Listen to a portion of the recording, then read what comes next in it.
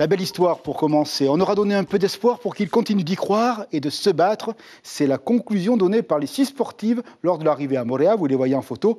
Une philosophie en fait, offrir le mieux à son prochain et surtout soutenir les enfants qui souffrent d'un cancer. 8000 km de Lima à Moorea, c'était pour eux et sûrement pour nous également, pour nous interroger.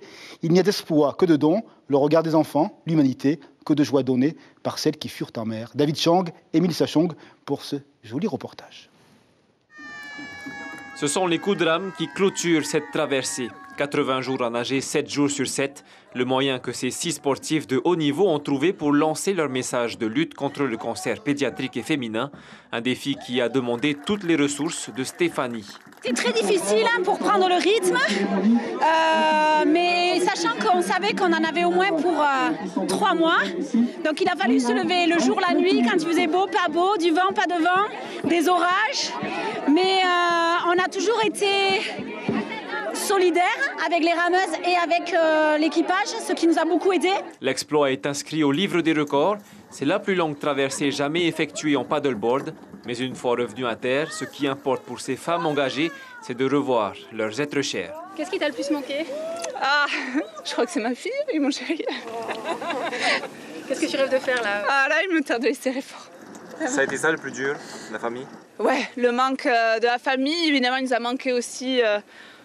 Je pense qu'on mangera plus de saucisses purées pendant un certain temps. Mais non, c'est avant tout, c'est nos proches. C'est vivre sans Alex, sans sa présence. Voilà. C'était cette solitude, ce manque affectif qui forme une famille. C'est ça qui a été difficile à vivre plus que le reste.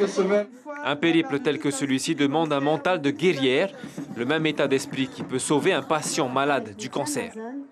Le mental est très important. Le mental est très important parce que c'est ce qui va vous permettre de vous lever le matin, de vous ouvrir aux autres. Petit à petit, on reprend confiance en soi et puis on s'accroche et puis c'est parti. Car ce sont bien les patients qui ont donné à ces nageuses la force nécessaire pour cette traversée. Les enfants et les femmes que Marie et Margot ont rencontrés avant de démarrer leur périple et aussi une connaissance qu'elles avaient en commun. Nous, ce qui nous touche, c'est qu'on a perdu notre meilleure amie d'un cancer. Donc ça nous a aussi motivés pour prendre part au projet. Et puis pour tous ces enfants qu'on rencontre et on connaît leur combat. Et voilà, on est là pour les accompagner aussi. Il est maintenant temps pour ces femmes courageuses de retrouver le confort du cocon familial avant peut-être de reprendre le chemin du dépassement sportif.